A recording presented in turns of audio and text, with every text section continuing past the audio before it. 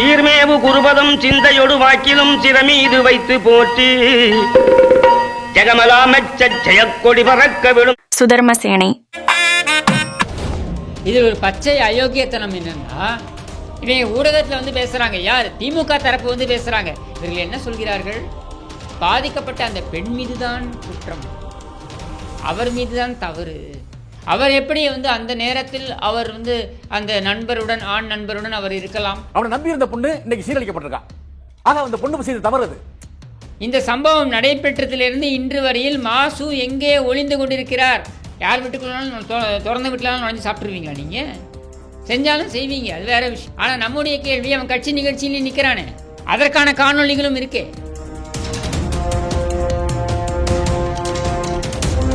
அவெல்லாம் திமுக நீங்கள் எப்படி சொல்கிறீங்க?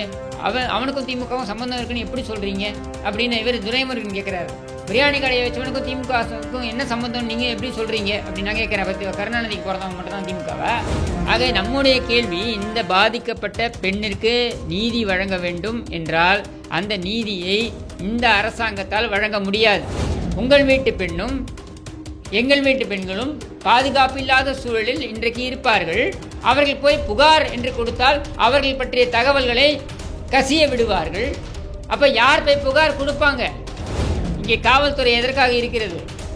முதலமைச்சருடைய பேரன் பீஸ்ட் படத்தை போய் பார்ப்பதற்கு, ஃபர்ஸ்ட் ஷோ பார்ப்பதற்கு நீங்கள் 18 காவல்துறையினர் தலைமையில் பாதுகாப்பு வழங்குவதற்கு தான் காவல்துறை வழங்கப்பட்டிருக்கிறதா? இது ஆட்சியா? இது நிர்வாகமா?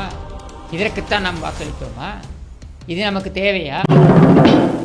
சீர்மேவு குருபதம் சிந்தையொடு வாக்கிலும் சிரமீது வைத்து போற்றி ஜெகமலாமச்ச ஜெயக்கொடி பறக்க விடும் சுதர்மசேனை.